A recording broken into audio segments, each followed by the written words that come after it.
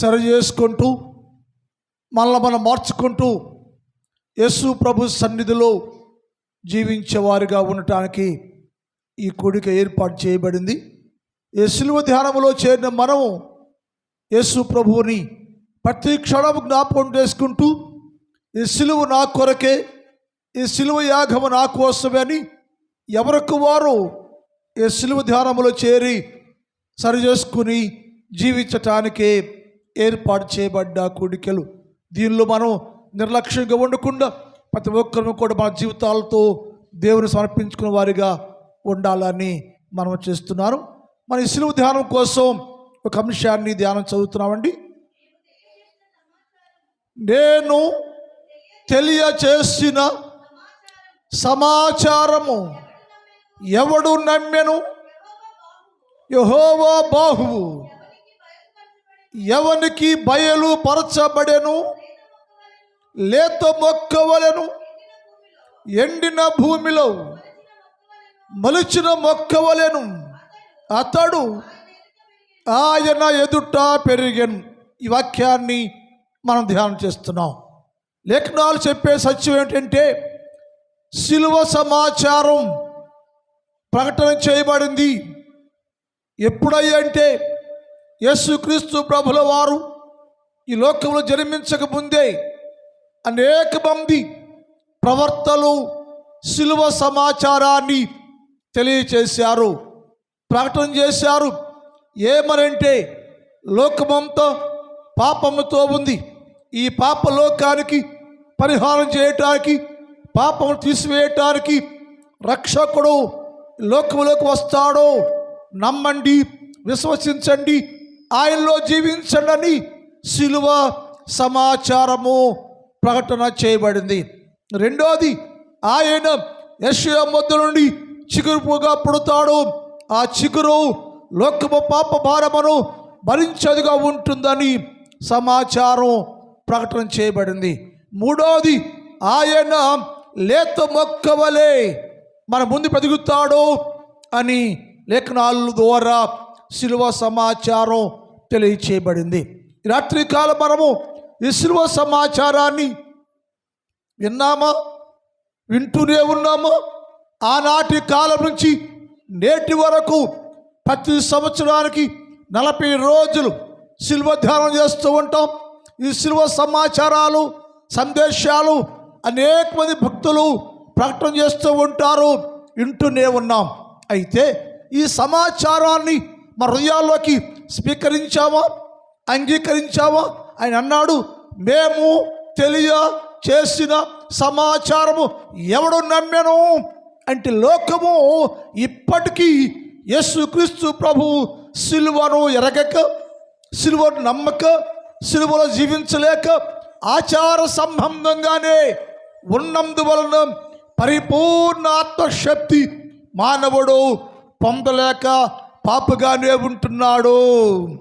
అందుకే యేసయ్య అన్నాడు, ఈ సిలువ సమాచారం విని ఇప్పుడైనా సరే, ఈ సిలువ ధ్యాన కొడుకులైనా సరే ఈ సిలువ సమాచారాన్ని వినండి, విశ్వసించండి, అంగీకరించండి, సిలువ నా కొరకని గ్రహించండి, సిలువ మార్గంలో సాగిపోండి, సిలువలో జీవించండి, సిలువ వేయబడిన యేసుక్రీస్తు ప్రభు మార్గాల్లో జీవించేవారుగా ఉండాలని లేఖనాల్లో తెలియచేయబడింది. అందుకోసం మనం సిలువ సమాచారంలో ఏమన్నంటే ఆయన లేత మొక్క వలె సిలువ వేయటానికి వచ్చిన బట్టి సిలువ వేయటానికి వచ్చిన ఆ దేవుడు లేత మొక్క వలె పెరిగాడు అని నేర్చుకుంటున్నాం. ఒకటి, లేత మొక్క అది పచ్చగా ఉందని, రెండోది పవిత్రంగా ఉందని, మూడోది ఆకర్షించేదిగా ఉందని రాత్రి కాలం ధ్యానం చేశాం. ఎవరిని ఆకర్షించుకుందాయో అంటే తనలో నుంచి చెదిరిపోయి బయలుదేవత ఆరాధనలో పడిపోయి పాప సంబంధంలో మిగిలిపోయిన తన జాతిని ఆయన ఆకర్షించాడు అని నేర్చుకున్నాం. రెండోది, మనుషులం, దేశమంతా, లోకమంతా ఆయనకు ఆకర్షించబడుతుందయ్యో అని శాస్త్రులు, పరిసయ్యులు మాట్లాడారు. ఎందుకంటే లోకమంతా యేసుక్రీస్తు ప్రభు అంతా వెళ్ళిపోతుందయ్యో, మనమేమో సిలువేద్దాం, చంపేద్దాం అనుకుంటున్నాం, మన ప్రయత్నము నిష్ప్రయోజనమేనా అనుకుంటే యేసయ్య అన్నాడు, నేను సిలువ వేయటానికి వచ్చాను, సిలువ వేయటానికి వచ్చాను నేను. నా తండ్రి అనుమతించకుండానే, నా తండ్రి చెప్పకుండానే ఎవడో నా యొద్దకు ఆకర్షించబడలేరు. ఆకర్షించబడుతున్నారంటే నా దేవుడు లే తండ్రి మీ అందరినీ నా యొద్దకు తెస్తున్నాడు అని నేర్చుకున్నాం. అయితే లోకముల మనుషులు యేసుక్రీస్తు ప్రభు ఒక సిలువ దగ్గర ఉండేవారు. ఆయన ఆకర్షించకుండా, ఆయనలో సేవించకుండా, ఆయన లేకుండా జీవిస్తున్నారు.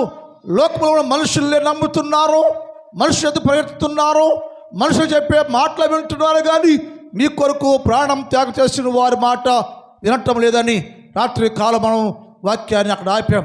అక్కడి నుంచి ధ్యానం చేద్దామండి. యేసు ప్రభు వారు ఏం చెప్పాడంటే, యోహాను సువార్త 12వ అధ్యాయం 24 ఉన్నామా 26వ వచనంలో,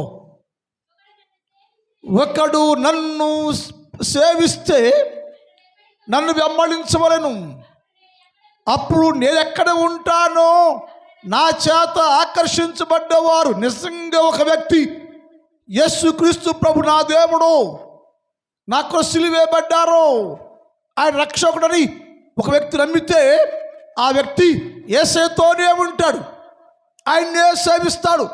ఏ మనుషులు వెంబడించలేడు, ఏ మనుషులు చెప్పే తత్వజ్ఞానం కోసం ఆశపడలేరు, పరిగెత్తలేరు. కానీ యేసయ్య అన్నాడు, ఒక వ్యక్తి నిజముగా క్రీస్తు యేసు ధరించుకుంటే, యేసులోని ఉంటే, నిజంగా యేసుక్రీస్తు బిడ్డమైతే నన్నే సేవిస్తారు. నేను ఎక్కడ ఉంటానో వారు నాతో కలిసి అక్కడే ఉంటారు అని చెప్పాడు. ఎందుకంటే వారు నా చేత ఆకర్షించబడ్డారు అని చెప్పి కింద అంటాడు, నా గడియ వచ్చేసింది, ఇక నా ప్రాణం నేను ఆశపరుచుకుంటున్నాను, తండ్రి గడియ కోసం ఎదురు చూస్తున్నాను, నేను ఆ గడియ కోసం వచ్చాను నేను. దేవా, నా గడి ఆసన్నమైంది అంటే లోకంలో పాపాన్ని భరించి మోసి సిలువలో ప్రాణము పెట్టే గడియ ఆసన్నమైంది, నా గడియ ఆసన్నమైందని ప్రభువుని గణపరుస్తున్నారయ్యో అని చెబుతూ ఉంటే పరలోకములో నుంచి ఒక శబ్దం వచ్చింది. ఏంటి? ఈయన దేవుని మహిమపరుస్తుంటే మహిమపరిచే శబ్దం ఒకటి వచ్చినట్లుగా అక్కడ రాయబడి ఉంది. తండ్రి, నీ నామమును నేను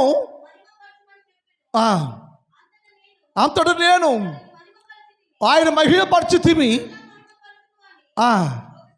ఆకాశంలో నుంచి ఒక శబ్దం వచ్చింది.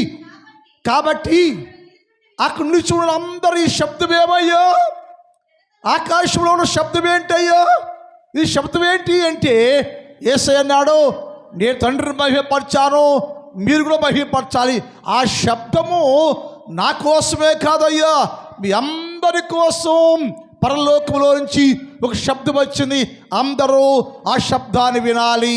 ఏంటి ఆ శబ్దానికున్న ఆధారం ఏంటంటే, ఇప్పుడు లోకానికి తీర్పు తీర్చగానే వచ్చేసింది. ఏ సాతాను అయితే లోకాన్ని ఆకర్షించాడో, ఏ సాతాను అయితే లోకాన్ని దోచేసుకున్నాడో, ఏ ప్రజలైతే సాతాను సంబంధులుగా ఉండారో ఆ సాతానుకి తీర్పు తీర్చగానే వచ్చేసింది. అంతేకాదు, వాడిని అనగా సాతానును బయటికి త్రోసివేసే సమయం వచ్చింది. బయట త్రోసేసి నేను ఇష్టపూర్వకంగా సిలువ రానిపోయిన వేలాడాలి, నేను సాతానును బంధించేస్తున్నాను, సాతాన్ని త్రోసేస్తున్నాను, వాడిని బయటికి త్రోసి వేసి నేను తండ్రి చిత్తాన్ని నెరవేర్చాలయ్యా అన్నాడు. తర్వాత నేను భూమి మీద నుండి పైకెత్తబడే సమయం ఆసన్నమైంది చెప్పాడు. అక్కడ జనం అంటున్నారు, ఈ మనుషుడయ్యా ధర్మశాస్త్రంలో ఇక్కడే ఉంటాడు రాయబడింది కదా, ఈ మనుష్య కుమారుడు కదా, దేవుని కుమారుడు కదా, యేసయ్య కదా, భూమి మీద స్థిరకాలము ఉంటాడు అని రాశారు కదా ధర్మశాస్త్రంలో. మరి ఈ మనుషుడేంటి, నేను ఎత్తబడతాను, నేను పైకి ఎత్తబడే ఆసనం అయిపోయింది, నేను ఎత్తబడతాను నేను అంటున్నాడు. ఏంటయ్యా, ఈయన మాతో ఉండడా? మాతో ఉన్నటువంటి ఈ మనుషుణ్ణి మేము ఎమ్మడించామా, ఆకర్షించామా? మాతో ఉండనప్పుడు ఈ మనుషుణ్ణి మేము ఆకర్షించడానికి ఏమిటి ప్రయోజనం? అంటే ఏసన్నాడు, నేను పైకెత్తబడాలయ్యో, నేను పైకెత్తబడాలి. ఆకాశానికి భూమి మధ్యలో మీ అందరి పాపాన్ని నా భుజాల మీద వేసుకొని నేను పైకెత్తబడాలి. ఆ రోజున ఇతర సర్వాన్ని మోషే ఎలాగూ పైకి ఎత్తాడో అలాగే నేను కూడా మీ అందరి పక్షంగా నేను సిలువలో పైకి ఎత్తబడాలి. ఎత్తబడితేనే మీ అందరికీ అందరికీ నా యొద్దకు ఆకర్షించుకుంటాను. నేను పైకి ఎత్తబడకపోతే, సిలువ వేయబడకపోతే ఇక్కడే ఉంటారు.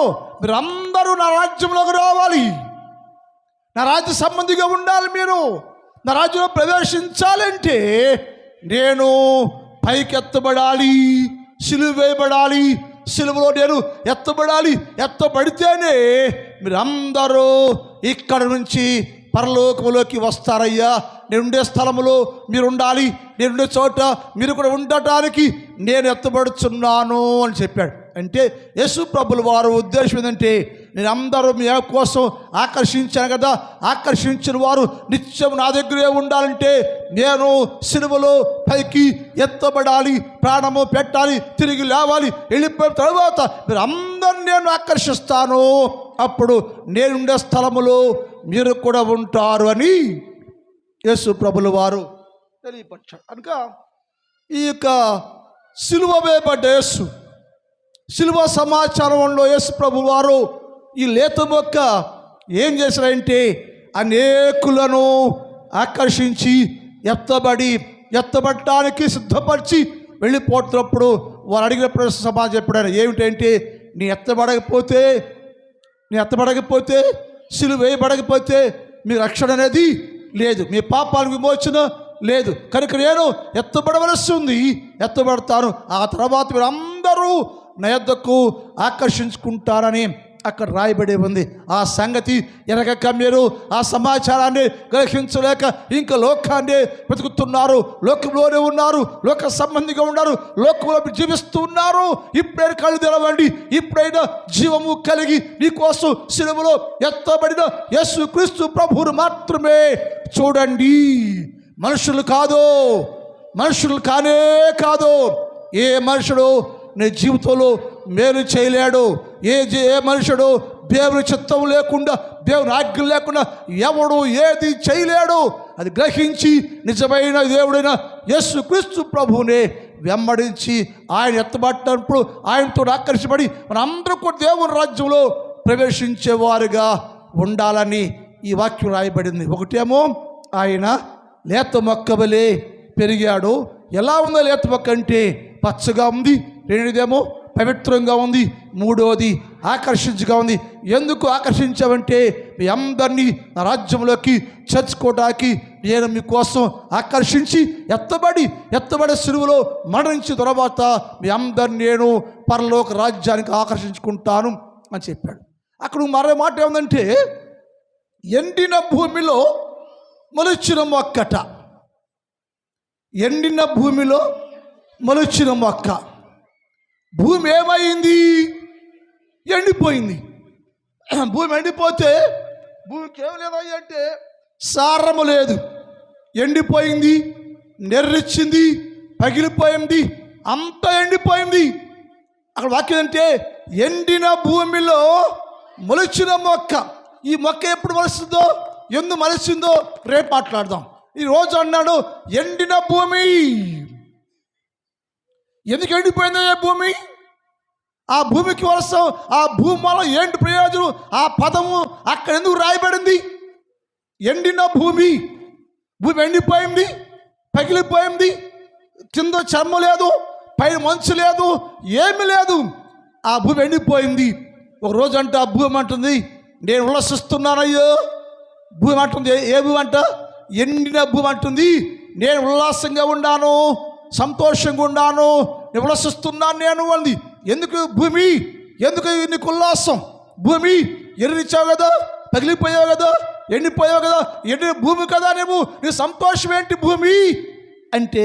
భూమి అంటుంది, నాకు చాలా ఉల్లాసంగా ఉందయ్యా, సంతోషం ఉంది నాకు అయ్యా అంది. యెషయా గ్రంథం 35:1 చూద్దాం. యెషయా 35:1.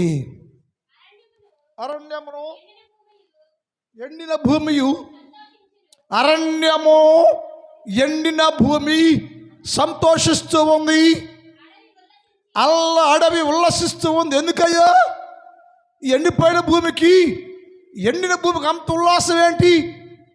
ఈ భూమి ఎండిపోయింది కదా, ఎండిన భూమిలో ఉపయోగం లేదు కదా, ఎండిన భూమిని ఎవరు కోరుకోరు కదా, ఎండిన భూమికి అంత ఉల్లాసం ఏంటయ్యో, అంత ఉత్సాహం ఏంటయ్యో, ఆ సంతోషం ఏంటి అంటే అదంటుంది అరణ్యమును ఎండిన భూమి సంతోషిస్తూ ఉంది, అడవి ఉల్లసిస్తూ ఉంది. ఎందుకయ్యా భూమిని అడిగితే, భూమి ఎందుకు ఉల్లాసంగా ఉండవు, ఎందుకు ఏడుస్తూ సంతోషంగా ఉండవు?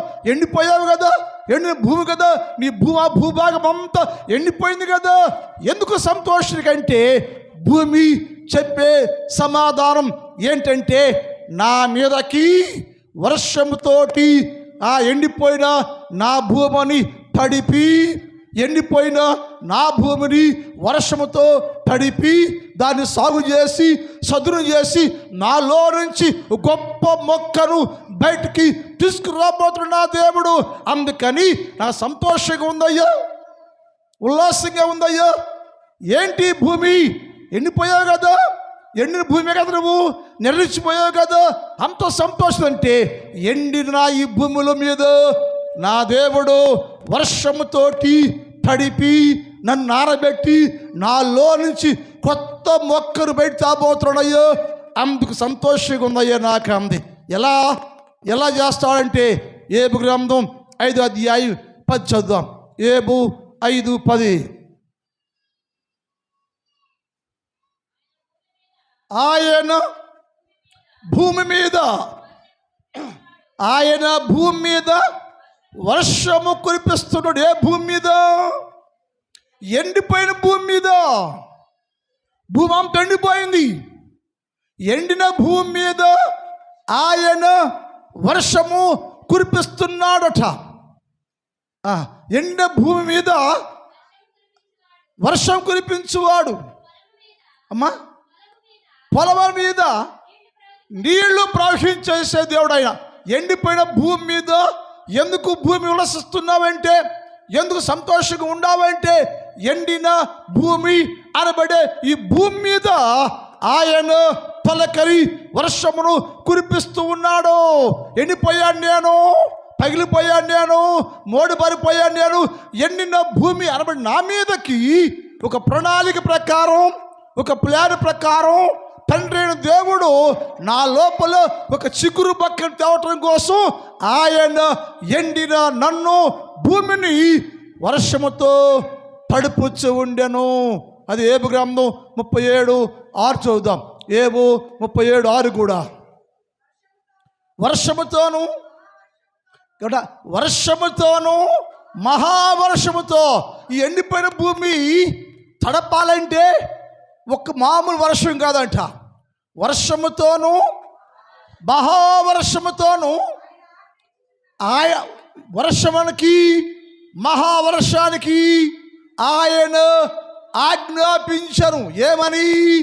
వర్షమా భూమి మీదకి వెళ్ళాలిమో, వర్షమా మహావర్షమా భూమి ఎండిపోయింది, భూమి పగిలిపోయింది, ఆ భూమిలోనే సాగు చేయబోతున్నాను నేను. కాబట్టి వర్షమా మహావర్షమా నీవు భూమి మీదకి వెళ్ళి భూమిని తడపాలట. ఎవరికి ఇచ్చాడు ఆజ్ఞ? వర్షానికి ఇచ్చాడు ఆజ్ఞ దేవుడు. తండ్రి అయిన దేవుడు వర్షముకు చెప్పాడు, వర్షమా నువ్వేం చేయాలంటే నీవు భూమి మీద వర్షంగా కురవాలి. ఎందుకయ్యా భూమి మీద వర్షం కురవాలంటే భూమి అంతా ఎండిపోయింది. భూమి మీద ప్రణాళిక చేయబోతున్నాను నేను, ఒక ప్లాన్ చేయబోతున్నాను నేను. ఆ భూమి అంతా ఎండిపోయింది. కాబట్టి వర్షమా మహావర్షమా నువ్వు వెళ్ళి ఏం చెయ్యాలంటే భూమి అంతటిని తడపాలి. నువ్వు భూమి అంతటి తడిపితే ఏంటయ్యా లాభం? ఏ భూమిని తడుపుతానయ్యా, తడిపితే ఏంటయ్యా లాభం అంటే దేవుడు చెప్పాడు, భూమిలో నుంచి నేను మొక్కను తీసుకురాబోతున్నా.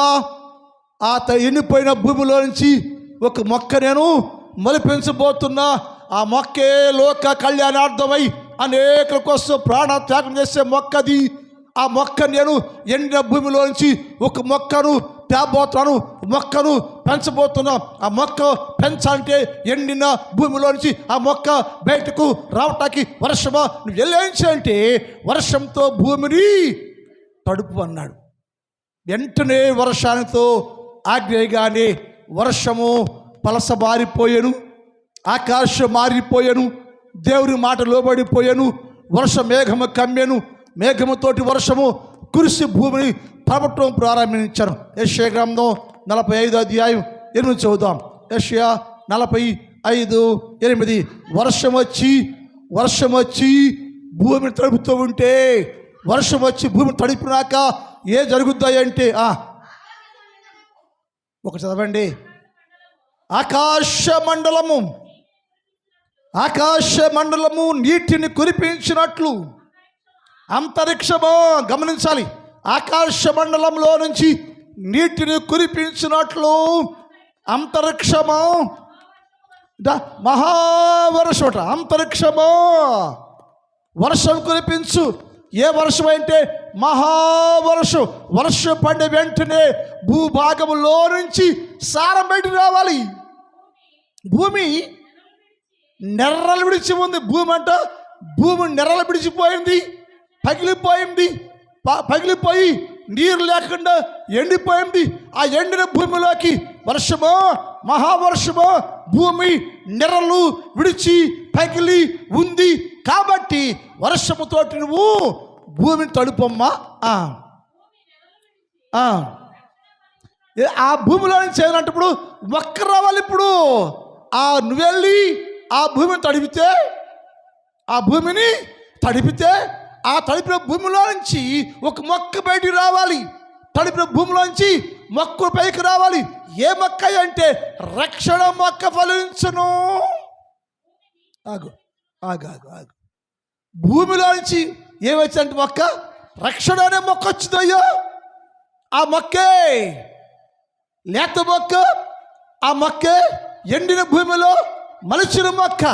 ఎక్కడ వచ్చిందంటే ఆ మొక్క బయటకు రావాలి. ఇప్పుడు ఆ మొక్క నేను వచ్చి వర్షం తడిపితే ఎండిన భూమిలో నుంచి రక్షణ మొక్క ఫలించును, రక్షణ మొక్క వచ్చును. ఆ రక్షణ మొక్కే రక్షకుడే ఎండిన భూమిలో నుంచి వర్షము చేత తడిపిన భూమి భాగంలో నుంచి రక్షణ అని యేసుక్రీస్తు అనే మొక్క వచ్చుద్దయ్యా. అది ఫలించుద్ది. రక్షణ మొక్క వచ్చుద్ది, మనసుద్దయ్యా. ఆ రక్షణ అనే మొక్క సకల పాపములను భరించుద్దయ్యా. అందుకని లేత మొక్క వలె, ఎండిన భూమిలో మొలిచిన మొక్క వలె అతడు ఆయన ఎదుట పెరిగాడయ్యో. ఎక్కడి మొక్క అయ్యా అంటే ఎండిపోయిన భూమి అయ్యో. భూమి సారం లేదయ్యో. వర్షమో మహావర్షమో నువ్వేం చేయాలంటే ఈ భూమి ఎండిన భూమి తడపాలు తడిపితే అందులో నుంచి రక్షణ అనే మొక్క బయటకు వచ్చిద్దమ్మా. ఆ మొక్క ఎదుగుద్ది, ఫలించుద్ది. ఆ మొక్క అనబడి యేసుక్రీస్తు ప్రభు రక్షణ అనే మొక్క, రక్షకుడు అనే మొక్క బయటకు వస్తే ఆ మొక్కే అనేకుల పాపరిహారంగా ఏర్పాటు చేసిన మొక్క. దానిని నేనే మలిపించాను,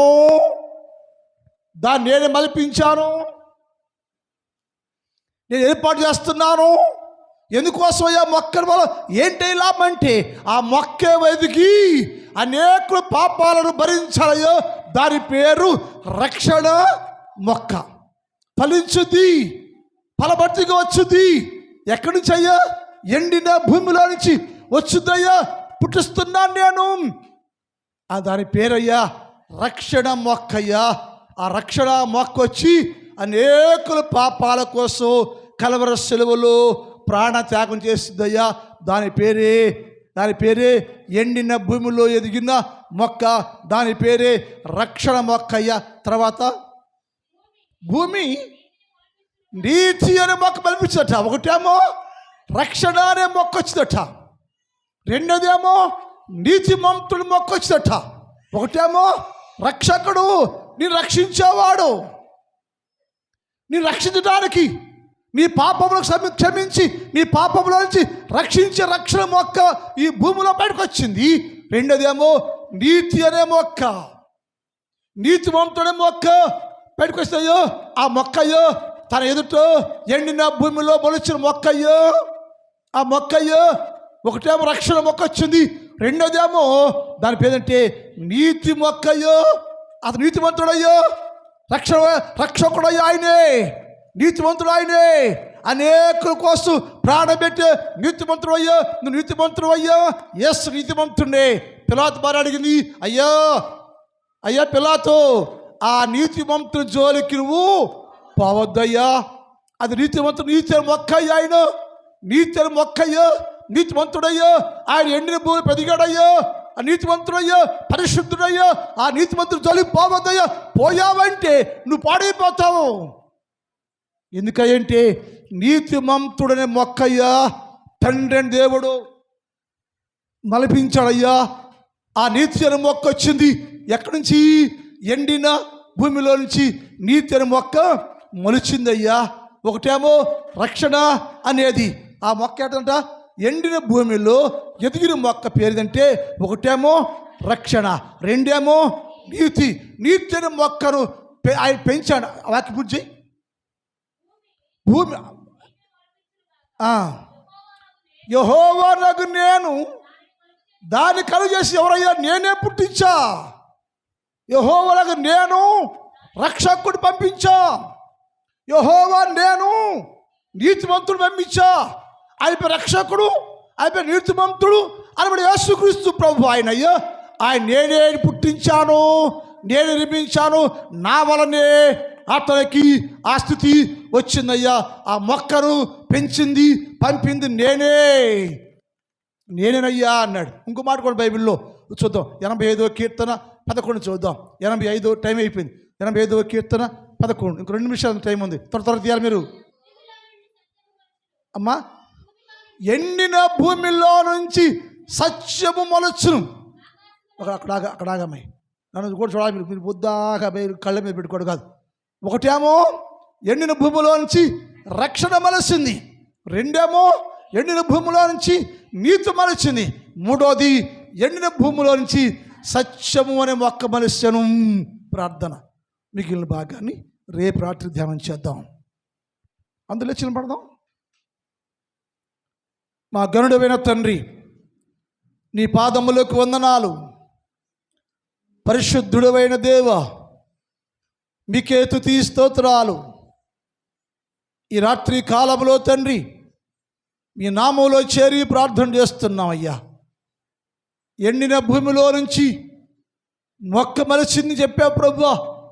ఆ మొక్క ఎవరయ్యా అంటే రక్షకుడు అనే మొక్క. ఆ మొక్క ఎవరయ్యా అంటే నీతిమంతుడు అనే మొక్క. ఆ మొక్క ఎవరంటే సత్యమైన దేవుడు అనే మొక్క అయ్యా. ఆ మొక్క వచ్చి ఈ లోకంలో ఏం చేస్తుందో, ఏం చేయబోతుందో నేర్చుకుంటున్నాం తండ్రి. బలపరచండి. మా కొరకే సిలువలు యాగములు ప్రాణపెట్టిన తండ్రి మీకే స్తుతులయ్యా. రాత్రి కాలంలో ఈ స్థలంలో ఉన్న ప్రతి బిడ్డను దర్శించండి, వారిని దీవించండి, ఆశీర్వదించండి, బలపరచండి, సహాయం చేయండి. నా సంఘాన్ని దీవించండి. నా సంఘములో ఉన్న ప్రతి కుటుంబాన్ని మీరు దీవించండి, ఆశీర్వదించండి, బలపరచండి. ఏ కుటుంబానికి ఏది కావాలో, ఏ మేలు కావాలో సహాయం చేయండి. అలాగే ప్రభువా, వ్యవసాయం చేస్తున్న ప్రతి వ్యవసాయదారుడు మీ నామంలో మంచి ఫలములు పంట పండి కూడా సహాయం చేయండి. పరీక్షలు వస్తున్న వీళ్ళందరినీ దీవించండి. మరి పరీక్షలో తోడుగా ఉండి ప్రతి సబ్జెక్టులో ఫస్ట్ ర్యాంకులో పాస్ అయ్యే భాగ్యము దయచేయండి. బలహీనులుగాను అనారోగ్యం ఉన్న వారిని దర్శించండి, స్వస్థపరచండి, బాగు చేయండి. నామలో నిలబెట్టమని ప్రార్థన చేస్తున్నాం తండ్రి. రాత్రి కాలంలో ప్రతి బిడ్డను దీవించి పంపించమని యేసు వారి పరిశుద్ధ నామములో ప్రార్థిస్తున్నాం తండ్రి. తండ్రి దేవుని ప్రేమ, కుమారుడు యేసుక్రీస్తు వారి కృప, పరిశుద్ధాత్మ దేవుని యొక్క కన్యని సహవాసం ఇప్పుడు ఎప్పుడు ఎల్లప్పుడు సదాకాలము మనందరికి తోడై ఉండునుగాక. ఆమేన్. హల్లెలూయా, హల్లెలూయా.